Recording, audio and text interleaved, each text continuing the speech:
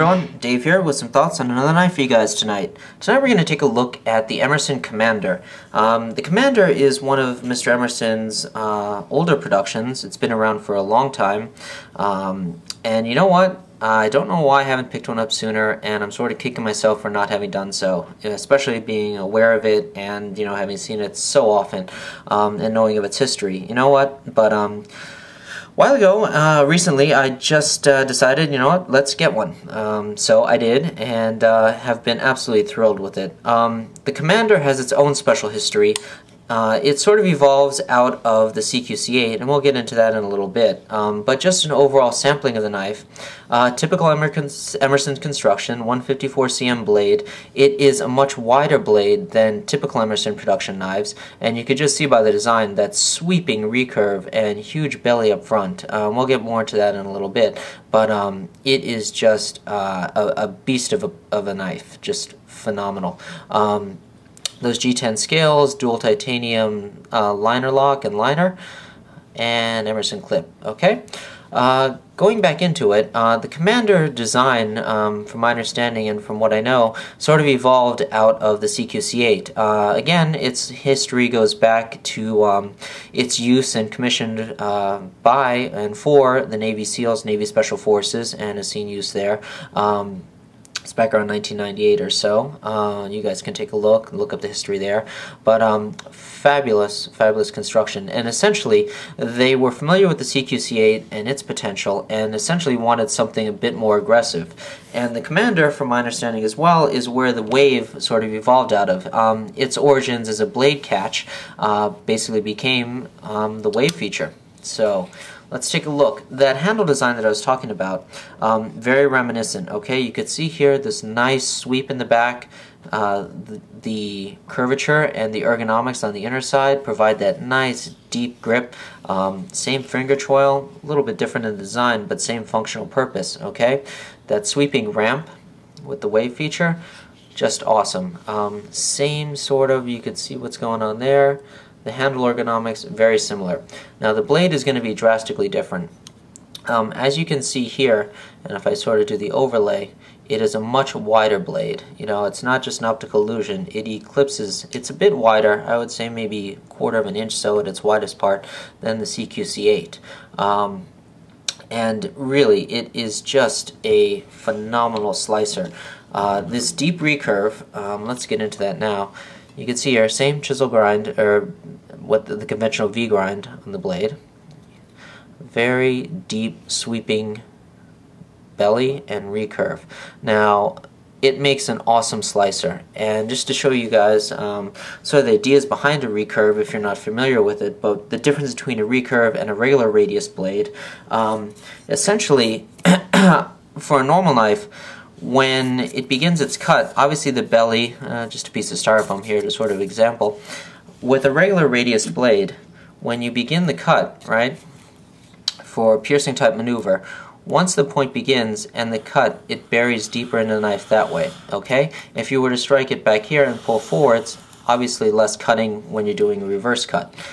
With a recurve, and this very large belly up front, that is a massive slicer when going from a forward piercing cut. You can see how much deeper it bites, okay, going straight in. With the recurve, on a reverse cut, you get that same belly cutting motion. See how as you traverse through the object, the belly or front of the blade begins a deep cut once again. Massive slicing potential, okay? It is just a wicked slicer, and that's what its intent was and intended for. Some people have commented that that very deep belly will sort of hinder or sort of make piercing type maneuvers a little bit more difficult, and while physics may agree, just with the construction and Emerson edge potential there, I mean, you're not going to have any trouble whatsoever piercing into an object. It is a deeper belly than you will find on most knives, and you know, Emerson did release a different version. There's the CQC16 with a little bit less of a belly, and there's another version which is not a production called the Longbow, which also is slightly different on the recurve and slightly different on the belly. So wish I had one to show you guys, but unfortunately I don't. for some similar comparisons on a recurve blade, zero tolerance 350.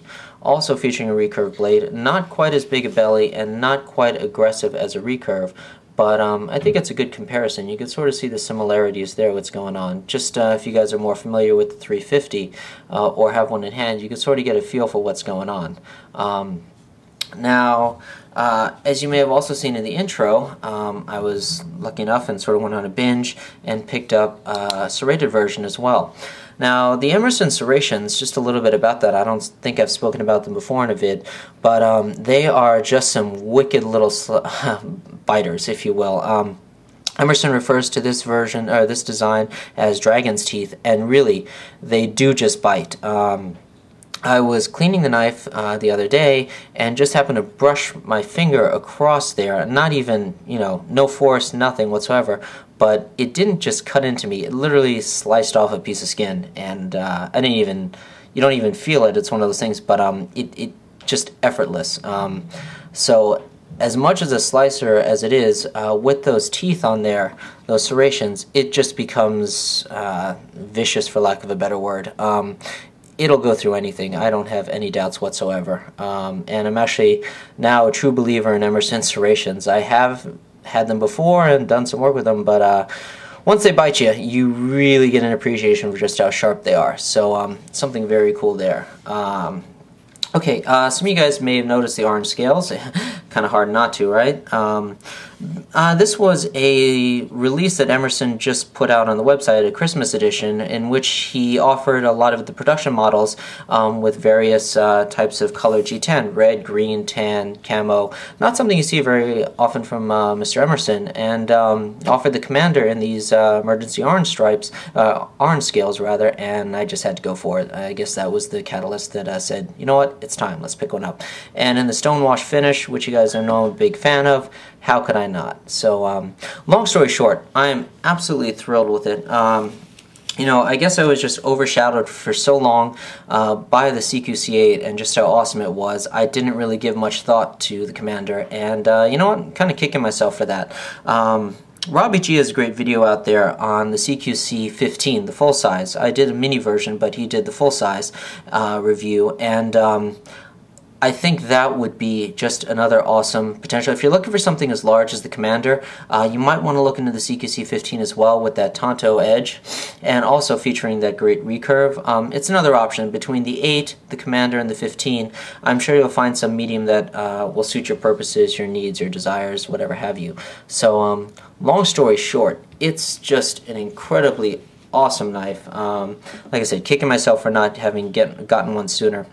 I think the mini version would also make a fabulous pocket EDC. The cutting potential with that recurve is just phenomenal.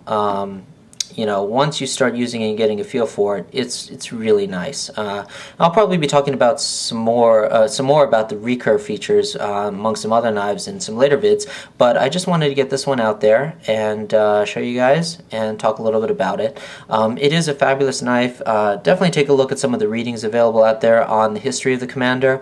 Really interesting stuff. It is one of those knives. It won Best of the Best Knife of the Year award at Blade 1998, I believe. I might be wrong on that date, but it was the winner of the Knife of the Year award, which is a highly prestigious honor and, well warranted. So if you're looking to get into Emerson's or are into them but haven't tried the Commander for whatever reason, give it a shot. You will not be disappointed. Just a fabulously phenomenal knife. Again, that blade, that recurve, just phenomenal. Okay. That's about it. Hope you guys enjoyed, and as usual, questions, comments, always appreciated, and I will get back to you as soon as I can. Okay, guys? Take care. Thanks again. Bye-bye.